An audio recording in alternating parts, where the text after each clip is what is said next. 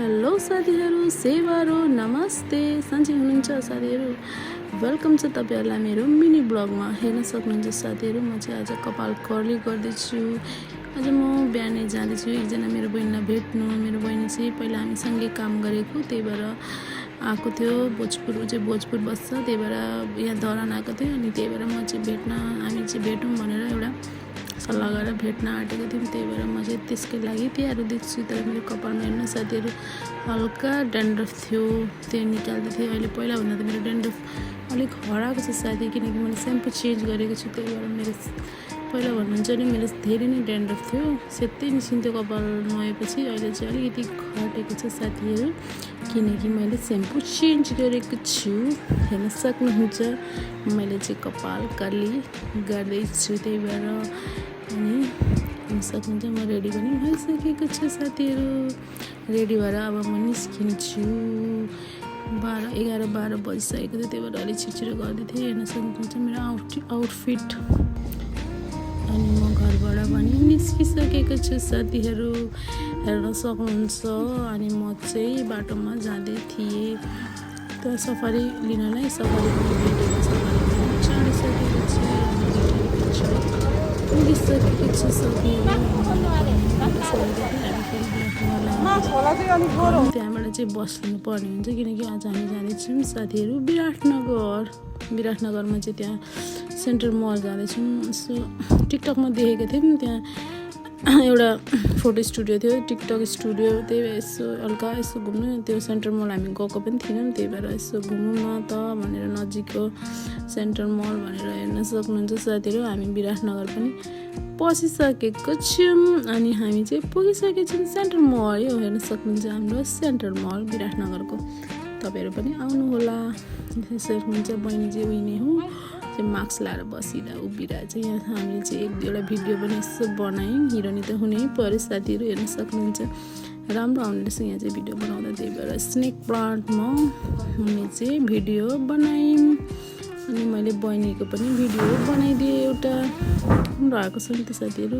हेर्न सक्नुहुन्छ साथीहरू यहाँको चाहिँ लिफ्ट बिग्रेको थियो, त्यही भएर हामी चाहिँ यहाँबाट हिँड्दै आएको भनौँ गइरहनु। अनि फेरि चढ्यौँ, त्यस्तै हो इन्जोय गर्दै हाँस्दै थियो। कतिखेर टाइम बित्यो थाहा नै भएन। फेरि हामी टिकटक उयसमा पस्यौँ। त्यहाँ चाहिँ अहिले उयो रहेछ डिस्काउन्ट, मतलब पस्ने चार्ज चाहिँ लाग्दैन रहेछ। भित्र चाहिँ मतलब 150मा तपाईँलाई 6वटा फोटो प्लस तपाईँले अब 30 मिनटसम्म टिकटकहरू बनाउनु हुँदैछ। रिङ लाइटहरू हुँदो रहेछ त्यहाँ, टिकटक रिङ लाइटहरू हामी चाहिँ एकछिन बनायौँ। त्यहाँदेखि त्यहाँ सेन्ट्रल प्लाजामा एउटा रहेछ मार्केट, मतलब उयो सपिङ, त्यहाँ चाहिँ हामी पस्यौँ। फेरि लुगाहरू हेऱ्यौँ। फेरि मैले चाहिँ यसो एउटा भिडियो बनाएँ साथीहरू, हेर्न सक्नुहुन्छ। भिडियो पनि हुनु पऱ्यो नि अलिअलि त साथीहरू, गएपछि त हल्का स्वाग दिनु पऱ्यो नि त साथीहरू। अनि त्यसपछि चाहिँ हामीहरू दिदी त्यहाँबाट निस्क्यौँ। सेन्ट्रल प्लाजाको बाहिर त हल रहेछ, त्यहाँपट्टि बसेर यसरी दुईजना दिदी बहिनीले चाहिँ हल्का भिडियो बनाउँदै के खस जस्तो लाग्यो, तर होइन रहेछ हाम्रो। अनि भिडियो बनाउँदै हाँस्दै उफ्रिँदै हामी चाहिँ एकछिन यहाँ बाहिर नै टाइम पास गर्दै थियौँ साथीहरू। भोक चाहिँ लागिरहेको थियो, हेर्न सक्नुहुन्छ दुईजना। अनि फेरि हामी त्यसपछि साथीहरू हामी बाहिर निस्क्यौँ दिदीबहिनीहरू।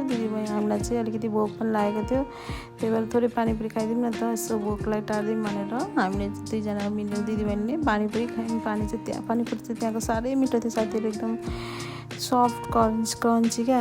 मलाई चाहिँ विराटनगरको त्यही मिस लाग्छ कि एकदम मिस गर्छु म। पानीपुरी चाहिँ धेरै नै मिस गर्छु साथीहरू। एकदम पहिला म विराटनगर बस्दाखेरि धेरै खान्थेँ पानीपुरी। त्यहाँ कस्तो मिठो लाग्ने क्या, त्यो रेडिमेड भन्दा पनि यो उनीहरूले होममेड बनाउँथ्यो क्या, होममेड बनाएर लिएर आउँछ नि त इन्डियनहरूले। अनि कस्तो मिठो हुन्छ साथीहरू त्यहाँको पानीपुरी। अनि त्यो पानीपुरी चाहिँ 50 रुपियाँ प्लेट थियो, 50 रुपियाँमा त 10वटा पानीपुरी। हामीले चाहिँ 100-100को खायौँ साथीहरू। 20वटा पानीपुरी। भोक पनि लागिरहेको थियो धेरै नै। अनि खाजा मात्रै खाएर निस्केको थिएँ घरबाट, त्यही भएर भोक चाहिँ धेरै भइरहेको थियो, लागिरहेको थियो। अनि पानीपुरी धेरै खाएको थियौँ। अनि दुईजनाले कष्ट गर्दै कतिवटा खानु थाहा नै भएन साथीहरू। दिएको थियो, हामी चाहिँ खाएकै थियौँ साथीहरू। पानीपुरी खाएर चाहिँ साथीहरू हामी चाहिँ निस्किनु पर्ने हुन्छ घरको लागि। किन सक्नुहुन्छ साथीहरू, अब पानीपुरी खाएर हामी घरको लागि जानुपर्ने हुन्छ र हामी बस पनि चलिसक्यौँ। अब यस्तै छ साथीहरू, तपाईँलाई नेक्स्ट भिडियोमा भेटौँला। Tata bye bye, take care साथीहरू।